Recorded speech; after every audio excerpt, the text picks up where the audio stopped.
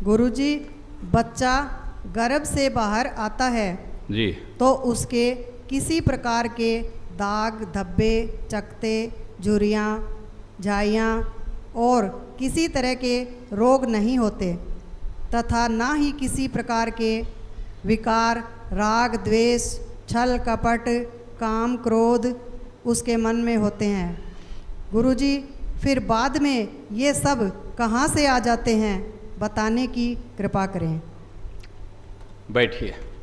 ये पूछ रहे हैं कि बच्चा जब गर्भ से बाहर आता है तो एकदम शुद्ध, साफ सुथरा, कहीं कोई दाग, धब्बे, रिंकल, पिंकल, मुहासे और कोई चकते नहीं होते, न उसमें राग द्वेष होता है। बच्चा ये जानता ही नहीं कि कौन अपना है और कौन पराया है, किसके साथ क्या करना है। दूसरा भी यदि उसको लेता है अपनी गोद में तो बच्चा चला जाता है ना, क्यों? बच्चा बच्चा होता है, अभी उसका विवेक विकसित नहीं हुआ है, इतना वो जगह नहीं है, और उसके ये तेरी मेरी अभी लागू नहीं हुई। अब जैसे जैसे क्यों होता है, देखो, जैसे जैसे उस वातावरण के संपर्क में आता है, उस झूठ के, उस फरेब के, उस छल के, उस कपट के, वही माता पिता वाली बात आई ना, और वहाँ उन चीज़ों को देखता है, सुनता है, समझता है, और उसके वो राग द्वेष भी पनप जाता है। समझ गए इस बात को?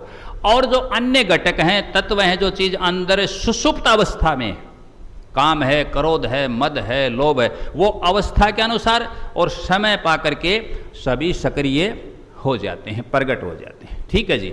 यदि उस बच्चे को सही दिशा नहीं मिली, सत्संग नहीं मिला, अच्छे संस्कार नहीं मिले, तो वह बच्चा भटक जाता है और वह अपने पथ से बिल्कुल पथ भ्रष्ट हो जाता है।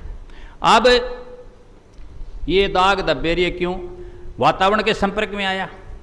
खान पान वो नहीं था पहले, घर में वो खान पान थोड़े था, वहाँ तो केवल रस जाता था, केवल एक अंश के रूप में, और उससे वो बच्चा, उसका शरीर का निर्माण हुआ, वो बना उसका अंडपिंड सब।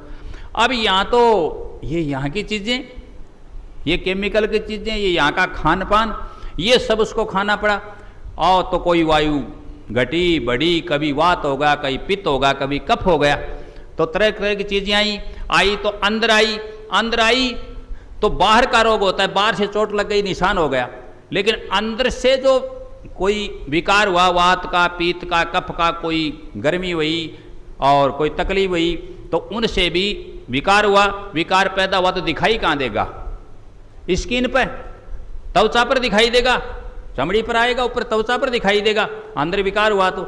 या उसने कोई मेडिसिन ली, एस्ट्रॉइड वगैरह साथ थी, उन्होंने विकार किया, साइड इफेक्ट किया, वो भी कहाँ लक्षित होगा? वहीं आकर के एलर्जी वगैरह होनी शुरू हो गई, और कुछ होनी शुरू हो गई, कोई प्रकार की हीट हो गई, कोई प्रकार का रोग हुआ शरीर के अंदर, तो उसके अंदर वो सारे लक्षण अब कहाँ दिखेंगे?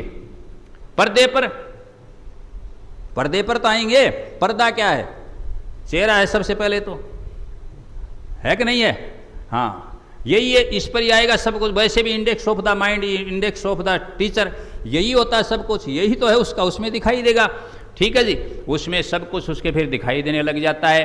तो ये बाहरी वातावरण से, बाहरी खान पान से और बाहरी संगति से, कि वह बच्चा किस जगह क्या सीख रहा है, उससे राग द्वेष पनपते हैं, और वो जो सुषुप्त अवस्था में हैं, बीज रूप में वो वृक्ष बन जाते हैं, वो फैल जाते हैं, और उसका आचरण दिखाई देने लग जाता है। इस प्रकार बच्चा पवित्र है, निर्मल है, भगवान का रूप है, गर्भ से बाहर आया है, स्वच्छ है, सुंदर है, लेकिन बाहर आकर के विकार उसको घेर लेते हैं, अवस्था के अनुसार, समय पा करके, परिस्थितियाँ पा करके, संगति पा करके, और ये सारे लक्षण उसके शरीर पर भी और उसके आचरण में भी परिलक्षित होने लग जाते हैं, दिखाई देने लग जाते हैं। सतनाम सत साई।